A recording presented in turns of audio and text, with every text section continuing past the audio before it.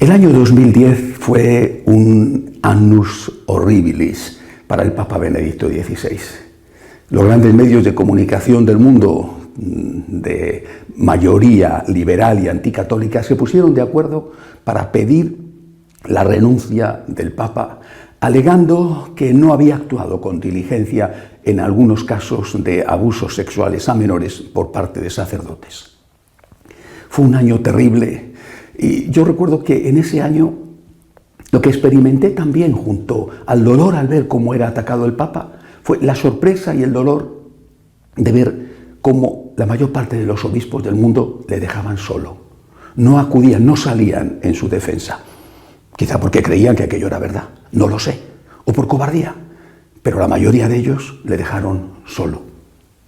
Cuando llegó la renuncia en el año 2013, recuerdo perfectamente que antes de conocer quién iba a ser su sucesor, hablé y pedí que no dejáramos solo a aquel que iba a seguir en la senda que había abierto Juan Pablo Benedicto, la senda del vicario de Cristo al frente de la Iglesia. Ya en el año 2010, para acompañar al Papa en medio de esa soledad y de esos ataques, puse en marcha las vigilias de oración entre los franciscanos de María, y una vez al mes nos reunimos a rezar por el Papa, y en esas vigilias se distribuyen algunos textos que el pontífice pronunció en ese mes. Pues bien, con el Papa Francisco seguimos exactamente igual, haciendo mensualmente las vigilias de oración y distribuyendo textos del Papa. Repito, me prometí a mí mismo y pedí a los franciscanos de María que no dejáramos solo al pontífice, fuera el que fuera. Salió elegido el Papa Francisco, hemos seguido rezando por él. Además, el Papa Francisco desde el primer momento ha pedido oraciones por él. Insiste en que recemos por él.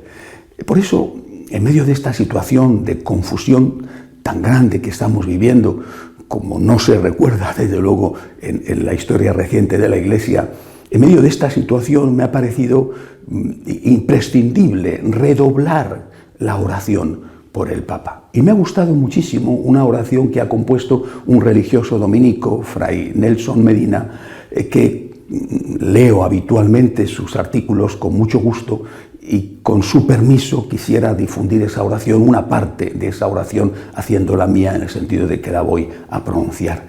Me ha gustado mucho y recomiendo a todos que la recen no solamente una vez, sino que la recen con frecuencia. Tenemos que rezar por el Papa, y esta forma de rezar que ha compuesto Fray Nelson me parece sinceramente muy apropiada. Señor Jesucristo, apelando a tu Sagrado Corazón y a la eficaz intercesión de tu Santísima Madre, que ha sido saludada como Madre de la Iglesia, esto te pedimos para el Papa Francisco. Que tus llagas santas, Jesús, no se aparten de sus ojos, que simplemente no pueda olvidar el precio de amor que has pagado para que el demonio sea derrotado, los ídolos derribados, la muerte vencida, el pecado perdonado, y se abran las puertas de la gloria eterna a quienes creen y confiesan la fe. Que sus oídos sientan una alarma fuerte cada vez que las trampas del enemigo quieran persuadirlo de mezclar las aprobaciones del mundo o las presiones de la sociedad con la grandeza y pureza del mensaje de salvación que tú le has encomendado como sucesor de Pedro. Que su boca reciba una gracia renovada, de modo que su palabra, apartándose de toda ambigüedad, defienda con claridad la sana doctrina, mientras sigue llamando a todos a la unidad en Cristo para la gloria de Dios Padre. Que sus pies se orienten sin cesar hacia tu gloria, Jesús, buscándote en el silencio del sagrario, reconociéndote en el testimonio de las Escrituras, predicando tu evangelio con palabra diáfana y ardiente, y siempre sirviéndote, especialmente en los más pobres, es decir, los que menos saben de ti, Señor, puesto que no hay mayor miseria que ignorar cuál Dios nos ha amado tanto.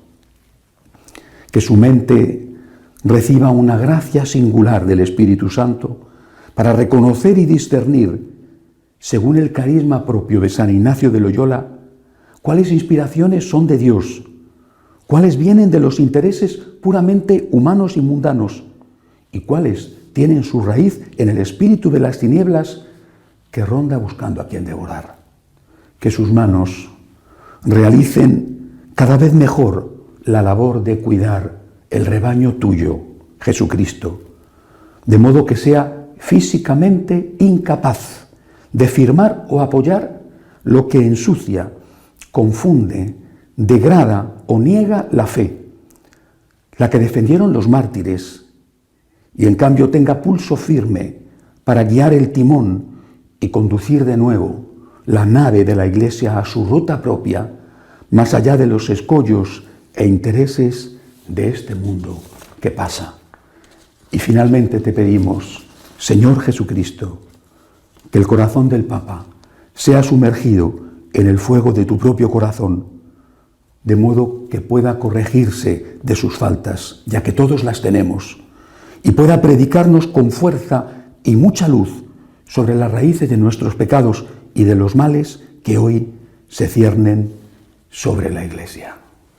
Recemos por el Papa. Eso se lo pido a todos, también a los que le critican. Si nosotros creemos de verdad en Dios, tenemos que creer en el poder de la oración. Ellos, nuestros enemigos de dentro de la Iglesia, los que atacan la tradición, los que quieren cambiarlo todo, los que quieren hacer la nueva Iglesia, ellos no creen.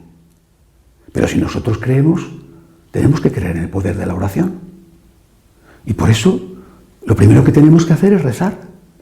Rezar por el Papa. Rezar por el Papa para que sea fiel a su extraordinaria misión, única misión, de ser el vicario de Jesucristo. El vicario de Jesucristo, no el superior de Jesucristo. El vicario de Jesucristo. Por favor, recemos por el Papa. No le dejemos solo. Recemos por el Papa. Recemos, actuemos, defendiendo la fe con amor siempre, aunque nos cueste el honor y la vida. Recemos, actuemos y confiemos. Confiemos en que es el Señor el que guía a su Iglesia en medio de las tormentas que ésta ha sufrido y sigue sufriendo. Hasta la semana que viene, si Dios quiere.